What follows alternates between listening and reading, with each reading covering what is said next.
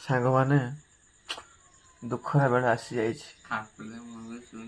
ଏଇ ଛୁଆଟା ଆଜି ରାତିରେ ହିଁ ଘରେ ଖାଇବ ଆଉ କାଲି ସକାଳେ ବ୍ରେକଫାଷ୍ଟ କରିବ ଯେ, କିନ୍ତୁ କାଲିଠୁ ଯିବ ଗୋଟେ ନୂଆ ଜାଗାକୁ, ହଷ୍ଟେଲରେ ସେ କାଲିଠୁ ରହିବ। ଆଜି ରାତିରେ ଦୁଃଖର କାହାଣୀ।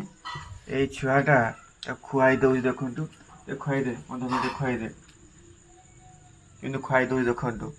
ଏ ଦୁଃଖ ଭରା କାହାଣୀ ଆଉ ଦେଖି ହେଉନି, ବହୁତ କଷ୍ଟ।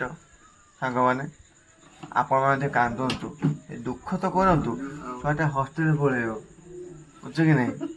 ପ୍ରତି ରବିବାର ଦୁର୍ଗା ବସରେ ଚଢ଼ିକି ପଳେଇ ବି ଆସିବ ଘରକୁ, କିଛି କହିହେବନି। ଆଜି ରାତିରେ ସେ ଖାଉଛି କ'ଣ? ପକୋଡ଼ା, ଡାଲି, ଭାତ, ଛତୁ ଭଜା, ଛତୁ ପକୋଡ଼ା, ଛତୁଆ ବି ନେଇକି ଯିବ। ସାଙ୍ଗମାନେ ଦେଖନ୍ତୁ, ଛତୁଆ ବି ନେଇକି ଯିବ ମୋ ଭାଇ। ଛତୁଆ ହଷ୍ଟେଲରେ ଖାଇବ କି ନାହିଁ? ଆଉ ସେଠି ଆଉ କିଏ ଦେବ ମୁଢ଼ି ମିକ୍ସଚର ଖାଇବାକୁ?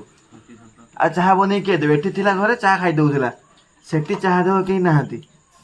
ଏଠି ମୁଁ ଯିବି ନୀଳଗିରି ବୁଲୁଥିବି ଆଉ ଚାହା କପ୍ ପିଆଇ ଦେଇକି ପଳେଇ ଆସିବି, ବୁଝୁଛ କି ନାହିଁ? ତାପରେ ଖୁଆଇଦେ ଲୋକମାନେ ଦେଖନ୍ତୁ, ଖୁଆଇଦେ। ହଁ ବାସ୍, ଖାଇଦେ ମୋ ଧନ ଖାଇଦେ।